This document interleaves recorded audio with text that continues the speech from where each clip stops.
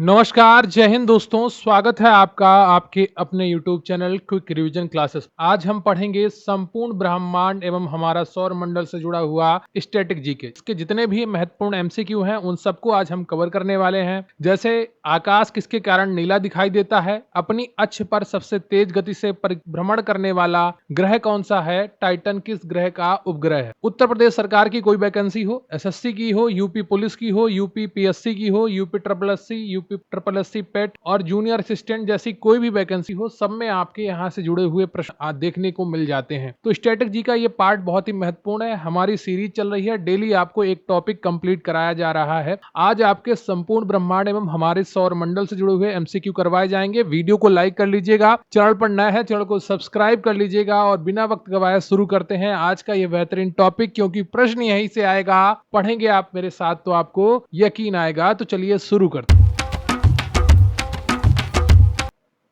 आपका पहला प्रश्न है कि ब्रह्मांड का अध्ययन क्या कहलाता है, कॉस्मोलॉजी, सिस्मोलॉजी या बायरोलॉजी या मायोलॉजी। बताइएगा कि ब्रह्मांड का अध्ययन क्या कहलाता है, कॉस्मोलॉजी, सिस्मोलॉजी या बायरोलॉजी या मायोलॉजी। पहले का कौन सा ऑप्शन आपका सही है? इसका सही उत्तर है आपका ए, कॉस्मोलॉजी। ठीक है, ब्रह्मांड का अध्ययन क्या कहलाता है, कॉस्मोलॉजी कहलाता है। अगला प्रश्न है आपका कि बिग बैंग सिद्धांत का प्रतिपादन किसने किया। बहुत ही इंपॉर्टेंट प्रश्न है, कई बार परीक्षाओं में पूछा गया है। बिग बैंग सिद्धांत का प्रतिपादन किसने किया? जॉर्ज विल्सन ने किया, ऑप्शन बी जॉर्ज लेमिंटर, सी केपलर, डी कोपरनिकस। बताइएगा इनमें से कौन सा ऑप्शन आपका सही है। बिग बैंग सिद्धांत का प्रतिपादन किसने किया था? दूसरे का कौन सा ऑप्शन आपका सही हो जाएगा? इसका सही उत्तर है आपका बी ऑप्शन, जॉर्ज लेमिंटर।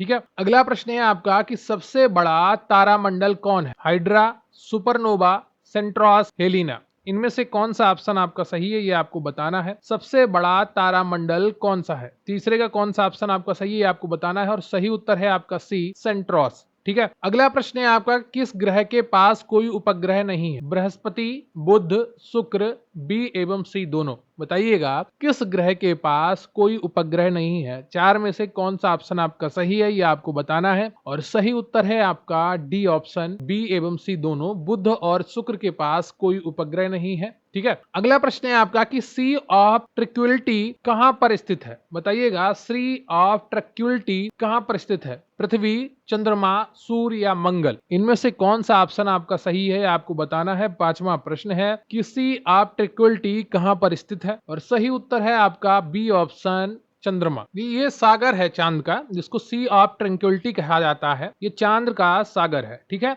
ये बेसिन में पाया जाता है और ये बेसाल्ट से बना हुआ है। ये चीज आप ध्यान रखिएगा। ठीक है, अगला प्रश्न है आपका कि ब्रह्मांड में विस्फोटित तारा कहलाता है, ध्रुव तारा, पुच्छल तारा, अभिनव तारा या धूमकेतु। बताइएगा इनमें से कौन सा ऑप्शन आपका सही है। ब्रह्मांड में विस्फोटित तारा क्या कहलाता है, ध्रुव तारा, पुच्छल तारा, अभिनव तारा या धूमकेतु। तो कौन सा ऑप्शन आपका सही है, ये आपको बताना है। छठे का, और छठे का जो सही उत्तर है आपका वो सी है, अभिनव तारा।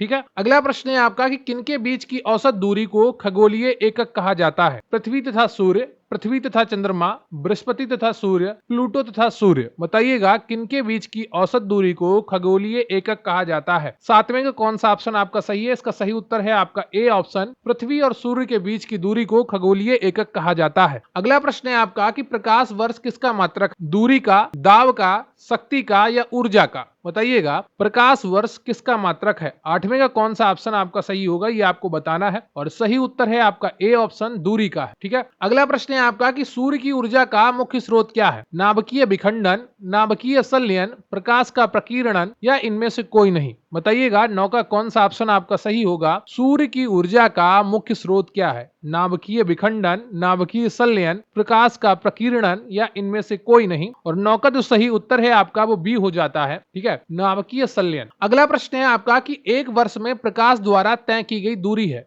पारसेक, नैनोमीटर, प्रकाश वर्ष या इनमें से कोई नहीं। कृपया वीडियो को लाइक कर लीजिएगा, चैनल पर नए हैं चैनल को सब्सक्राइब कर लीजिएगा और अपना सहयोग बनाए रखिए हमारे यूट्यूब चैनल को आगे पहुंचाने में। एक वर्ष में प्रकाश द्वारा तय की गई दूरी क्या है। दसवें का कौन सा ऑप्शन आपका सही हो जाएगा, ये आपको बताना है और इसका सही उत्तर है आपका सी ऑप्शन, प्रकाश वर्ष। अगला प्रश्न है आपका गार्ड पार्टिकल क्या कहलाता है, हिग्स बोसान, नेबुला, मेहसाना, कर्णविका। बताइएगा इनमें से कौन सा ऑप्शन आपका सही है। गॉड पार्टिकल कहलाता है, क्या कहलाता है ये आपको बताना है। देखो गॉड पार्टिकल यानी कि ब्रह्मांड को बनाने वाला सबसे सूक्ष्म यानी छोटा कण कौन सा है, तो वो हिग्स बोसान है। ठीक है, तो ए ऑप्शन आपका सही है। गॉड पार्टिकल वो होता है ब्रह्मांड को बनाने वाला सबसे सूक्ष्म कण। ठीक है, इसकी खोज के लिए साइंटिस्ट पीटर हिग्स को नोबेल पुरस्कार मिला था। गॉड पार्टिकल की खोज के लिए साइंटिस्ट पीटर हिग्स को नोबेल पुरस्कार मिला था, तो ये चीज ध्यान रखिएगा। अगला प्रश्न है आपका कि सूर्य का प्रकाश पृथ्वी पर पहुंचता है 8.10 मिनट में, 8.4 मिनट में, 8.3 मिनट में या 8.1 मिनट में। बताइएगा 12 का कौन सा ऑप्शन आपका सही होगा, ये आपको बताना है कि सूर्य का प्रकाश पृथ्वी पर पहुंचता है। तो इसका सही उत्तर कौन सा होगा ये आपको बताना है, और इसका सही उत्तर है 12 का सी ऑप्शन 8.3 मिनट। तो 8.3 का मतलब इसका क्या हुआ, 8 मिनट हो गया आपका मतलब इसका। ठीक है, और 0.3 को जब आप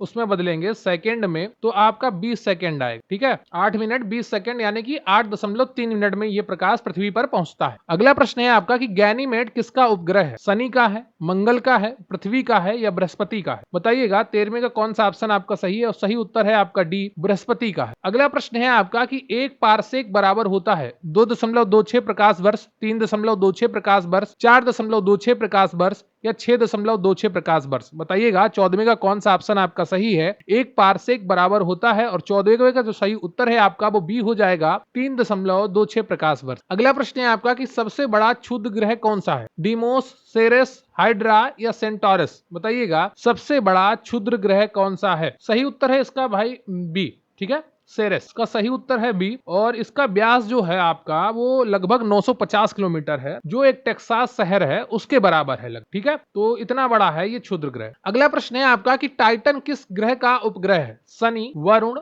अरुण, बृहस्पति।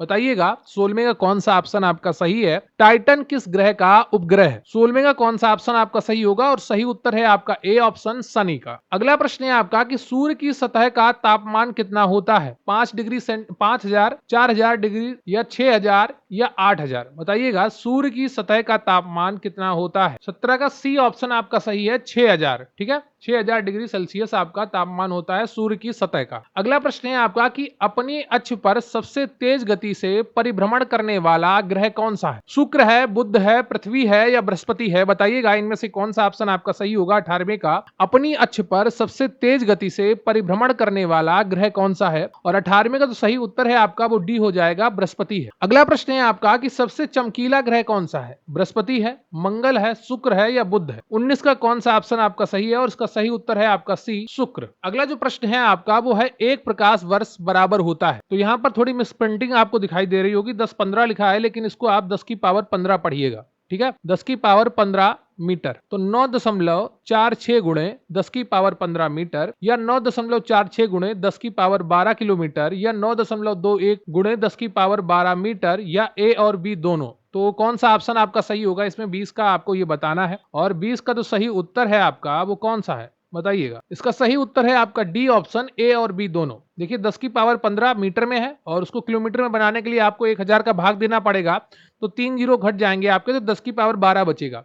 तो ए भी सही है आपका और बी भी सही है, इसलिए आपका डी ऑप्शन आपका बिल्कुल सही हो जाता है। अगला प्रश्न है आपका कि आकाश किसके कारण नीला दिखाई देता है, अपवर्तन, परावर्तन, प्रकीर्णन या वर्ण विक्षेपण। बताइएगा इनमें से कौन सा ऑप्शन आपका सही है। 21 का आकाश किसके कारण नीला दिखाई देता है, और 21 का तो सही उत्तर है आपका वो सी हो जाएगा, प्रकीर्णन के कारण आकाश नीला दिखाई देता है। ठीक है, प्रकीर्णन के कारण आकाश नीला दिखाई देता है, ये चीज आप ध्यान रखिएगा। अगला प्रश्न है आपका कि क्षुद्र ग्रह किन दो ग्रहों के बीच में स्थित है, शुक्र एवं मंगल, शनि एवं वरुण, मंगल एवं बृहस्पति, अरुण एवं वरुण।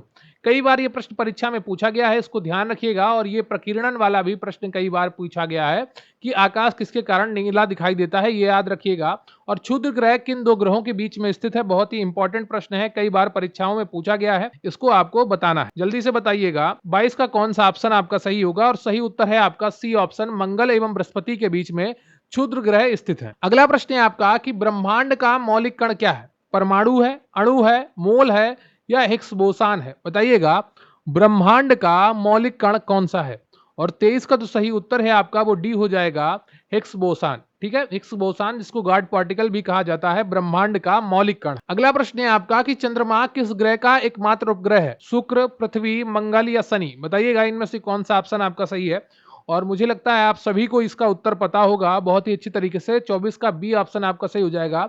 चंद्रमा पृथ्वी का एकमात्र उपग्रह है। अगला प्रश्न है आपका कि भोर या सांझ का तारा किसे कहा जाता है, या भोर या सांझ का तारा किस ग्रह को कहते हैं? बृहस्पति, शुक्र, बुध या शनि? बताइएगा इनमें से कौन सा ऑप्शन आपका सही होगा। 25 का भोर या सांझ का तारा किस ग्रह को कहते हैं? बी, शुक्र। ठीक, शाम को ये सबसे पहले चमकता है आकाश में और सुबह देर तक भी चमकता रहता है, इसलिए इसको भोर या सांझ का तारा कहा जाता है शुक्र को। अगला प्रश्न है आपका कि भू स्थिर उपग्रह को कितनी ऊंचाई पर स्थापित किया जाता है? 6000 किलोमीटर, 26,000 किलोमीटर, 35,000 किलोमीटर या 36,000 किलोमीटर? बताइएगा भू स्थिर उपग्रह को कितना ऊंचाई पर स्थापित किया जाता है? 26 का तो सही उत्तर है आपका, वो डी हो जाएगा। 36,000 किलोमीटर की ऊंचाई पर उपग्रहों को स्थापित किया जाता है। अगला प्रश्न है आपका कि प्लूटो है, ग्रह है, उपग्रह है, बौना ग्रह है या तारा है? बताइएगा प्लूटो क्या है? ग्रह है, उपग्रह है, बौना ग्रह है या तारा है? 27 का कौन सा ऑप्शन आपका सही है? 27 का सही सी ऑप्शन सही है। पहले इनको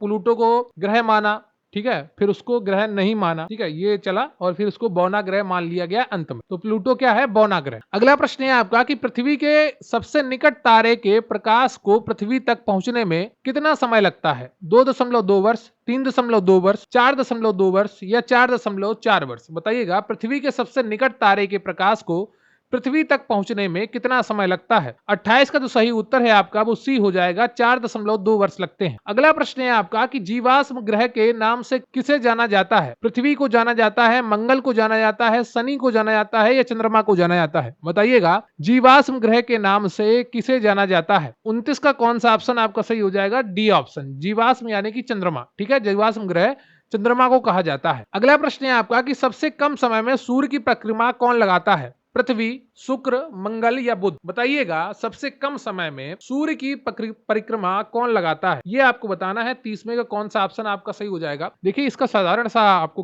खेल है, जो सबसे पास होगा सूर्य के वही सबसे जल्दी परिक्रमा लगाएगा और बुध ग्रह सबसे पास में, इसलिए इसका सही उत्तर आपका बुध हो जाएगा। अगला प्रश्न है आपका कि सूर्य का दीप्तमान सतह क्या कहलाता है? वर्णमंडल, प्रकाश मंडल, स्थल मंडल या कोरोना? बताइएगा सूर्य का दीप्तमान सतह क्या कहलाती है या कहलाता है? 31 में का कौन सा ऑप्शन आपका सही हो जाएगा? और कृपया वीडियो को लाइक कर लीजिएगा, चैनल पर नए हैं चैनल को सब्सक्राइब कर लीजिएगा।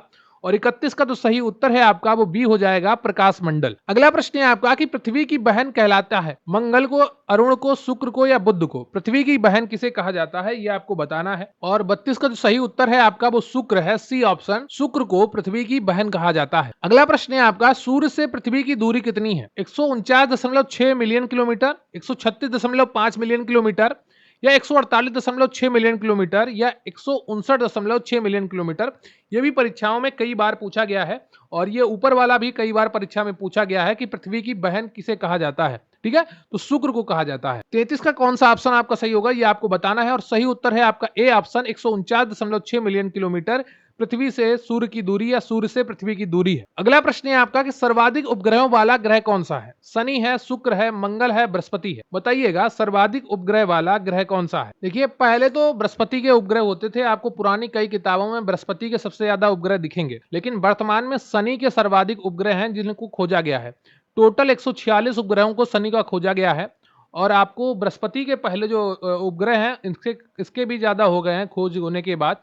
95 बृहस्पति के उपग्रह हैं टोटल और शनि के 146 हैं नई खोज के अनुसार। ठीक है, लेटेस्ट डेटा 146 और 95 है, इसलिए आपका ए ऑप्शन सही हो जाएगा। पुरानी किताबों में आपको उत्तर बृहस्पति मिलेगा लेकिन वो सही नहीं है। अगला प्रश्न है आपका कि आकाशगंगा की आकृति कैसी है? सर्पिलाकार, आयताकार, गोलाकार या त्रिभुजाकार? बताइएगा 35 का कौन सा ऑप्शन आपका सही है? आकाशगंगा की आकृति कैसी है? सही उत्तर है आपका ए ऑप्शन, सर्पिलाकार। और वीडियो को जरूर लाइक कर लीजिएगा, चैनल पर नए हैं चैनल को सब्सक्राइब कर लीजिएगा। अगला प्रश्न है आपका कि सबसे गर्म ग्रह कौन सा है? बुध है, मंगल है, पृथ्वी है या शुक्र है? इनमें से कौन सा ऑप्शन आपका सही है ये आपको बताना है कि सबसे गर्म ग्रह कौन सा है। और सही उत्तर है आपका 36 का डी ऑप्शन, शुक्र ग्रह। ठीक है, शुक्र ग्रह सबसे गर्म ग्रह है। अगला प्रश्न है आपका कि ग्रहों की गति के नियम के प्रतिपादक कौन है? कापरनिकस है, आर्यभट्ट है या जोहेनस केपलर है या गैलीलियो है? बताइएगा ग्रहों की गति के नियम के प्रतिपादक कौन है? 37 का तो सही उत्तर है आपका वो सी हो जाएगा, जोहेनस केपलर है। ठीक है। अगला प्रश्न है आपका कि हमारे सौर मंडल या सूर्य जिस आकाशगंगा में स्थित है उसे किस नाम से जाना जाता है? दुग्ध मेखला,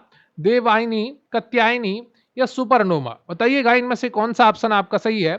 हमारा सौर मंडल या सूर्य जिस आकाशगंगा में स्थित है उसे किस नाम से जाना जाता है? 38 का तो सही उत्तर है आपका वो ए हो जाएगा, दुग्ध मेखला के नाम से जाना जाता है। अगला प्रश्न है आपका कि पृथ्वी के सबसे निकट स्थित कौन सा ग्रह है? बृहस्पति है, मंगल है, बुध है या शुक्र है? बताइएगा इनमें से कौन सा ऑप्शन आपका सही है। पृथ्वी के सबसे निकट स्थित ग्रह कौन सा है? 39 का तो सही उत्तर है आपका वो डी हो जाएगा, शुक्र ग्रह। ठीक है। अगला प्रश्न है आपका कि चंद्रमा का प्रकाश पृथ्वी पर पहुंचता है 1.2 सेकंड में, 1.3 सेकंड में, 2 सेकंड में या 8 सेकंड में? बताइएगा चंद्रमा का प्रकाश पृथ्वी पर पहुंचता है कितने सेकंड में पहुंचता है, ये आपको बताना है। और 40 का तो सही उत्तर है आपका वो बी हो जाएगा, 1.3 सेकंड। अगला प्रश्न है आपका कि तारा मंडलों की कुल संख्या कितनी है? 80, 85, 89 या 91? बताइएगा 41 का कौन सा ऑप्शन आपका सही है। तारा मंडलों की कुल संख्या कितनी है? 41 का सही उत्तर है आपका वो सी हो जाएगा, 89। अगला प्रश्न है आपका कि धूमकेतु कितने वर्षों के अंतराल पर दिखाई देता है? 70 वर्ष, 76 वर्ष, 80 वर्ष या 86 वर्ष? बताइएगा इनमें से कौन सा ऑप्शन आपका सही है। धूमकेतु कितने वर्षों के अंतराल पर दिखाई देता है? और 42 का सही उत्तर है आपका वो बी हो जाएगा, 76 वर्ष के अंतराल पर दिखाई देता है। अगला प्रश्न है आपका कि सूर्य का मुख्य संगठक कौन क्या है? हाइड्रोजन है, हीलियम है, ए और बी दोनों है, इनमें से कोई नहीं है? बताइएगा सूर्य का मुख्य संगठक क्या है। 43 का कौन सा ऑप्शन आपका सही हो जाएगा। सही उत्तर है आपका सी ऑप्शन, ए और बी दोनों। अगला प्रश्न है आपका कि तारे का रंग किसका सूचक है? ज्योति का, द्रव्यमान का, ताप का या वेग का? बताइएगा तारे का रंग किसका सूचक है, ये आपको बताना है। 44 का प्रश्न है और सही उत्तर है इसका सी ऑप्शन, ताप का सूचक है। जितना अधिक तापमान होगा वैसा ही उसका चमकीला रंग होगा। ठीक है। अगला प्रश्न है आपका कि पृथ्वी का सबसे निकटतम तारा कौन सा है? प्रोक्सिमा सेंचुरी, मंगल, सूर्य, शुक्र या सूर्य? बताइएगा पृथ्वी का सबसे निकटतम तारा कौन सा है। और 45 का तो सही उत्तर है आपका वो डी है, सूर्य। ठीक है। वैज्ञानिकों ने सूर्य को तारा माना है जबकि आपकी वैदिक ज्योतिष में उसको ग्रह माना गया है। ठीक है, ये फर्क करिएगा, तर्क वितर्क मत करिएगा। कोई कहे तो वैज्ञानिकों ने इसको तारा माना है और तारा है, उनकी परिभाषा के अनुसार इसको तारा माना गया है और उनको वैदिक ज्योतिष की परिभाषा में उन्होंने इसको ग्रह माना है। ठीक है, ये अंतर आप ध्यान रखिएगा। पृथ्वी का सबसे निकटतम तारा कौन सा है? सूर्य है। ठीक है, तो ये आपके 45 क्वेश्चन पूरे हुए और उम्मीद करता हूं आपने बहुत ही ईमानदारी के साथ इन 45 क्वेश्चनों को किया होगा और एक एक प्रश्न आपका सही हुआ होगा। कमेंट करके बताइएगा इन 45 प्रश्नों में आपके कुल कितने प्रश्न सही हुए। मुझे आपके कमेंट्स का इंतजार रहेगा। और वीडियो को लाइक कर लीजिएगा, चैनल पर नए हैं चैनल को सब्सक्राइब कर लीजिएगा। अगर आप हमारे पीडीएफ बैच से जुड़ना चाहते हैं, सभी टॉपिक्स की पीडीएफ प्राप्त करना चाहते हैं तो स्क्रीन पर दिख रहे व्हाट्सएप नंबर 94 533 66 289 पर व्हाट्सएप करिए और आपको पूरी जानकारी प्रोवाइड कर दी जाएगी। अगर आप हमारे चैनल को सपोर्ट करना चाहते हैं तो आप इस पर इस QR कोड को स्कैन करके भी आप सपोर्ट कर सकते हैं या UPI ID pay2abhishek@OKICI पर जाकर भी सपोर्ट कर सकते हैं। फीस आपकी 370 रुपए है। ऑफर फीस आपकी 181 रुपए है और इसको पेमेंट करके आप PDF प्राप्त कर सकते हैं। हिंदी, इतिहास, करंट अफेयर, स्टैटिक जीके, विज्ञान आदि PDF नोट्स आपको मिल जाएंगे। बैच से जुड़ने के लिए व्हाट्सएप नंबर पर मैसेज करें या फिर टेलीग्राम पर आप QRC हेल्प सर्च करके भी मैसेज कर सकते हैं। क्विक रिवीजन क्लासेस बाय अभिषेक सर। मैं आपको पूरी एक एक चीज बहुत ही अच्छे तरीके से पढ़ा रहा हूं। आज आपने संपूर्ण ब्रह्मांड एवं हमारे सौर मंडल से जुड़ा हुआ स्टैटिक जीके देखा, उस पर आधारित MCQ देखे और आपको लगभग सभी प्रश्नों को कराया गया है। अगर कुछ प्रश्न छूट गए हैं वो मैं आपको किसी अन्य क्लास में पढ़ाऊंगा और निश्चित रूप से आपकी पूरी तैयारी करवा रहा हूं, फिर चाहे आप किसी भी परीक्षा की तैयारी कर रहे हो। वीडियो को लाइक कर लीजिएगा, चैनल पर नया है चैनल को सब्सक्राइब कर लीजिएगा। आपके मन में कोई डाउट हो, वीडियो कैसा लगा कमेंट करके जरूर बताइएगा। मुझे आपके कमेंट्स का इंतजार रहेगा और प्लीज हमारे चैनल को सपोर्ट करिए और ज्यादा से ज्यादा सब्सक्राइब करिए, शेयर करिए। थैंक यू वेरी मच, बहुत बहुत धन्यवाद आपका। जय हिंद, जय भारत।